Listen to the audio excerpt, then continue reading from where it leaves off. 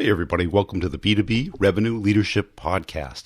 Hey, what we do on this podcast is talk about what B2B sales and marketing leaders, operators, and experts are doing today to really break through and grow their businesses at exponential levels. Let's get it in the interview. At the end, I'll give you an update on my courses, and you can check out my website at b2brevenue.com, and it's Brian G. Burns on LinkedIn. Hey, Jamie, thanks for joining us today. As a way of getting started, tell us about yourself. Well, thanks for having me. What we are working on right now is a software application that converts audio and video to text using machines. And with that, we can do it in a fraction of the time that it would require for traditional services and at a fraction of the cost. So how we got there was looking at an industry that hadn't changed very much, and transcription is something that's not changed a lot in the last 50 years. And so with the new technologies out there in terms of speech recognition and natural language processing and computing power, we've got opportunities to do things like what we're doing. Cool. And how'd you come up with this idea? What was the initiative? Well, it started with a role I had at my previous company, Xero, and I spent a lot of time thinking about how we should market our products, how we should talk to customers, what are customers saying about us. And if we had all that information, it would be a lot easier to come up with campaigns and programs and sales strategies. And what I realized with speech data is all those conversations you're having with your customers, whether it's in your customer support center or your sales teams, that's great data. But until recently, it wasn't possible to mine all that data to derive insights. And now with the massive increases in computing power and the amazing results you get from natural language processing and speech recognition, it's become economical. And so that's where the premise of the company started, and we built it around that hypothesis. And so what's your go-to-market strategy? Who you going after? What's the use case? Yeah, well, we recognize that as a North Star, but where we started was, like many startups, we wanted to get the product in front of users as quickly as possible. And so we built a basic tool to convert audio and video to text, and we return a transcript. Well, say you upload a 30-minute audio file, we can return a transcript in less than 5 minutes, and at a cost of $5 per hour. So actually for 30 minutes, it's $2.50. So we wanted to get that out to market and see what kind of reception we would get. And we did that, and the reality is with automatic transcription, the result from your conversion of audio to text is not 100% perfect. There's still some issues with our algorithms and machines that do this, and a lot of it has to do with proper names and words that we just don't have in our dictionary. And so what we did was stitch together the audio and the transcript into a browser. So now what you could do is click on a word, and you could actually play the audio behind it. And what that did was allow people to quickly clean up areas where there were mistakes. And so that's the V1 of what we built, and we got that out to market, and we started realizing that a lot of journalists, for example, saw benefit in this. And their use case, a good example is they're doing a story, they interview a few people, they want to get that story out as quickly as possible, and now they can upload a file, an interview file to us, and have a transcript back in 5 minutes or less. And they can work off that transcript and get their article out much faster, obviously at a fraction of the cost it would cost for human transcribers. So that's one example. And so who's your target market? Is it call centers? Is it salespeople? Is it podcasters? Is it, anybody or? Yes, we are focused on any. Yes, it's everybody. Yes, and no. So what I set up at the start was where we want to get to, and this ties to the B2B enterprise selling. Where we're at today is more of consumers within large organizations. So our target market is anyone that creates audio and video content. And right now it's more so on the creative side. So as you mentioned, podcasters, radio producers, anyone that creates video content for their website or their brand, even broadcasters are using our systems. The reason we're focused on that right now is because of the quality of audio and video that these individuals create. And they do much better through our systems if your audio and video is of higher quality. Over time, we're going to evolve the algorithms and get better at dealing with background noise and issues that hamper the audio quality. And then we can get into to call centers and larger sales teams. And what's your competitive advantage? Because there's a ton of people that are dabbling in this area in many different dimensions and directions. Well, the number one reason that people choose Sonics is because of accuracy. And we've got our proprietary technology that we use, as well as leveraging a number of publicly available APIs that do speech recognition. And that allows us to optimize around different languages, different accents, and different varying degrees of audio quality, and people speaking at different times, that type of thing. And so, number one is accuracy, and then the other is we've built a number of tools around spoken word, video, or audio that make it easy for people to repurpose content. And if you're, a business, I think everybody knows content is king. And the reality is a lot of the individuals that use Sonics have amazing content, but they aren't repurposing that content and getting the full benefit of SEO or optimizing for search. Yeah. And but how do you scale something like this? Because it sounds like you're biting off a big chunk. Yeah, I mean, that's a big question. That is probably quite a long answer, and that alone, I think we could have an entire show about. But I guess it's in parts, and our previous experiences, I've been through it a couple times and understand how you get through the several stages of where you're at.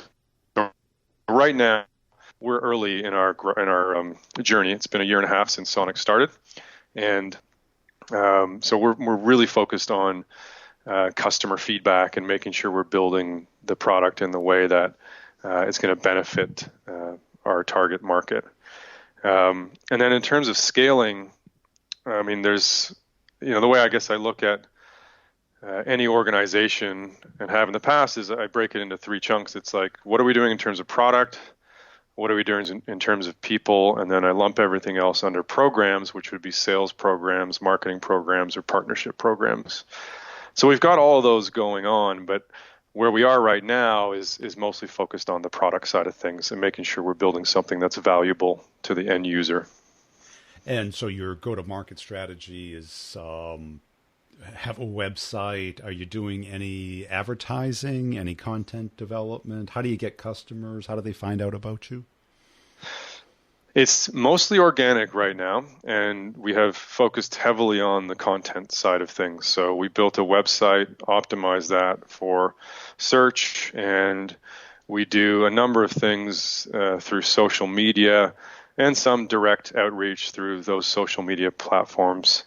But we have not yet paid for advertising, other than we've done an event where we had a chance to talk to and meet face to face with customers. But we're in the fortunate situation where this is a massive industry.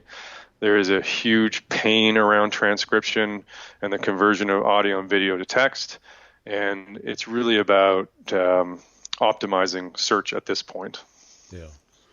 And do you see that changing as far as your marketing strategy? Are you looking to raise money to expand that? Are you trying to bootstrap it? Yeah, that's another show unto itself as well. So in my last company, we raised a lot of money. It was in excess of $250 million. And that is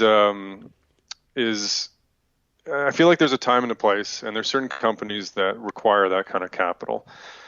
And it does come with pros and cons. And with Sonics, I'm taking a different tack, and we're self-funding this, and we're going to take that as long as we can. And if there comes a point where I think it makes sense to raise capital because we really want to put the foot on the gas, then we'll entertain that. But as of right now, the plan is to maintain this and self-fund it. So we're already driving revenues, we're building customers. The prospects look good, and that's a good situation to be in. But I don't want to say never. But I think when you look at the traditional philosophy in Silicon Valley is you come here and the goal is to raise money. And in my view, the goal is to make money, not raise money. And so it's a bit of a different perspective. Although there's a lot of people that agree with what I'm saying. In our backyard, it seems like the prize is to raise money. But I feel like that, in some respects, is a negative event, and meaning you need to raise money to get to where you want to get to. But if you can build a business that is generating income, I think that's the ultimate goal. Yeah, because sometimes it's easier to raise money than to make it. So. Yes, well, I've seen that many, many times. Apparently. But I would think in a space like this, there's going to probably be whittled down to 3 major players. And how do you make sure that you're one of them? Well, that is the exact question I asked myself. Is this a winner takes all industry? If it was, then yeah, you would need to raise money and compete. And I'm not sure it is. And that's why I think we're going to keep doing what we're doing, and we'll see how the market plays out and build some great software for people in the meantime. And when you say you don't think it is, that would imply that there's either a niche or a capability that would fit a niche better than another one that does it. Because, at the bottom of it, everyone's using pretty much the same algorithms, right? Yes. And so let me back up. Yeah. The nature of transcription is there are so many different market needs for it. Okay. And I named a couple where we're focused on. And so therein are multiple opportunities if you just focus in on different industries. So if it was just the legal industry, for example, or just medical industry, or if you really focused in on sales teams or call centers or podcasters or radio. So all those, I think, will have verticalized solutions. And we've already started to move down that path, which is beyond just pure transcription. The fact of getting a transcript back, an audio or video file, is one thing in an accurate way. But building tools for people, those individuals, to make their workflow faster is where we're focused. And we've done that with podcasters, for example, or radio journalists, for example, and integrations into tools that they would already use, like Adobe Premiere or Adobe Audition. And then we go as far as building publishing tools to help get their shows out to the market. And in our case, because we have built the system with the transcript, stitched the audio, guess what? We now have we have the potential to optimize their shows for search, because Google and other search engines do not crawl audio or video as well as they do text. So those are some examples. Yeah. I mean, they're working on that supposedly, though, right? I mean, Google has kind of announced that they're going to start searching podcasts. Yes, they will. Again, I think, I mean, we work with Google pretty closely, and we work with other APIs as well. The reality is they don't build out systems to the nth degree. Like they're more of a platform, and so we see them as a partner as opposed to a competitor. And do you see you also selling your technology or white labeling it as an alternative market? Not right now. We've had a number of requests for that, but that's not something we're focused on right now. And how about anything particular in the B2B space, or you see it mostly for podcasters, radio people, content producers? Yeah, that's where we are right now, and we are getting those customers organically. What I see is where we plan to go is to move into larger businesses. So it may be a full radio station, although we do already have some radio stations that use our services, but larger entities that have needs for transcription, the conversion of audio and video to text, and the workflow. And so it's kind of like I'm not sure if you're familiar with a company called Expensify, but what we plan on doing is getting a lot of users, solving for the user first, and those users would be inside large organizations. And as more users are using it across a large organization, that gives us a foot in the door to work on a more enterprise sale to that organization. And do you see it staying as like turnkey, where they just submit a MP3 file and then they get back a transcript, or do you see building tools on top of it where they can then edit it? Yes, it will always be easy. We are principled in design and usability. And if you look at any other tool on the market, I think you might agree that ours is the most user-friendly because we have the experience and history building software that is user-friendly in industries that are historically challenged when it comes to usability and design. So I came from accounting software, which, if you go back a decade, your eyes would bleed if you looked at how to use these systems. My co-founders are from payroll software, and they experienced the same thing. And modernizing these archaic software applications into a modern, more consumer-friendly way of doing things. So we'll always do that. And we'll continue to build tools on top of the pure transcription. You mentioned editing. That is actually a lot of what is capable currently in Sonic. So if you imagine Google Docs, but the audio stitched to text, that's sort of the result that you would get from an upload to Sonics. And then that brings in a whole multitude of opportunity around collaboration. You can have multiple users that can comment. You can edit and strike through text, and that also can affect the audio. So there's a number of things in terms of editing and content creation. And so where do you see it going in the next year and a half? What's your key objectives?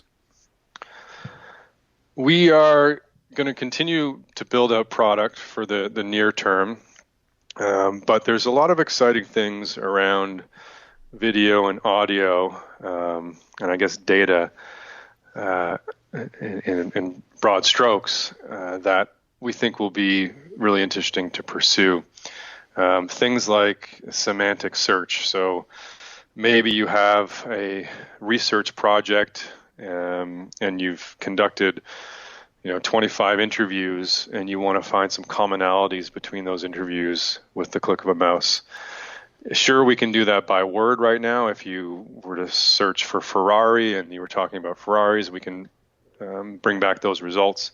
But what I think is even more interesting is if you want to search for cars, and then it would return results that are related to cars. So more of a semantic results search would be beneficial. So those are things that we're interested in. I think there's things around audio and video that right now we convert audio to text, but what we can do in the future is create text to audio using the voice of the person that is speaking. So we have enough phonetic information, depending on the length of the audio file, that if they wanted to add word literally inside a Google Doc, that could create the audio associated with that word. That would be interesting. Yeah, it is also a concerning area, given all the talk about fake news. We make it easier to do that kind of stuff. Obviously, we'd need to make sure that we help people in a proper way. I'll just say that. Yeah. And if you had the opportunity to hire like an A-level engineer or an A-level marketer, but you only had budget for one, which would you go with? I think that depends on the time today of your today would be engineer, because we're focused on product. Yeah, cool. And when people want to market to you or sell to you, what's the best way for them to do that? In terms of let's say somebody had a capability that they could work with your product that could enhance it or give you larger market share, or had a new marketing opportunity. Well, the core is, what channels do you listen to? What approaches are you acceptable to? How do you like to be marketed and sold to? Yes. Yeah. And we've had a number of opportunities already. Yeah. It's really around synergy and mission and alignment of the goals, and also making sure you're actually solving a problem for the customer. So I've had a lot of experience in this area, especially at my last firm, where we actually had a marketplace, and we had varying degrees of partnerships depending on the size of the organization. And I think that was the right approach. If you're working with an organization that has millions of customers, you're going to dedicate a lot more resources to that, whether it be product marketing or sales. And if someone is solving a problem that is beneficial to both your common customer base, but their customer base isn't as large, then it's more of a self-service. How do you facilitate them working with you? We're not quite there at Sonics to do that sort of marketplace yet, but I envision the same sort of methodology. And right now, we've got conversations going with multiple large organizations, some with some smaller organizations, and we kind of adhere to the same principles, but more on a manual basis. It's not automated. Cool. Hey, it sounds like you're onto something big. Where do people go to learn more about the company and connect up with you? We're at sonics.ai, which is sonix.ai. And you can go out and you can try Sonics for free. We provide 30 free minutes of transcription and test it out. If it works for you, then we'd love to have you as a customer and work with you. Hey, I hope you enjoyed that interview. Hey, I want to make sure you're checking out b2brevenue.com. That is where you can get a free copy of an ebook that I did. It's a real ebook. It's not a fluff book. It shows and talks about how companies make buying decisions and how you can influence that from both a marketing and a sales standpoint, how to find all the people that are in the decision path and what they need to see, know, and touch and feel before they make a product selection. If your team needs some coaching, some help, some training, some systems, some processes that do work today, because we know what doesn't work, or what doesn't work, I'll show you what does work and how to connect and get into pretty much any account. It includes deal coaching and content community, and I can customize it for your particular company. Just go to b2brevenue.com, look under training, schedule a call with me. We can talk it over. or just sign up. You can pay per month or all at once, whichever makes most sense for your budget. Also, I put out videos pretty much daily on LinkedIn and on YouTube. On LinkedIn, it's Brian G. Burns, and on YouTube, it's Brian Burns Sales. Just search for that if you like to consume some video content. And if you see me on LinkedIn, please put a comment and a share and a like on some of the videos. I really appreciate it. I've got a company page for each podcast. This one, the B2B Revenue Leadership Podcast, where I put both content and humor videos out daily. And tell a friend about the podcast. Really appreciate you listening. Check out the show notes for all the partners and the connections you can make there, the coupon codes for the products to evaluate them, see if they're a right match for you. And we'll see you next time.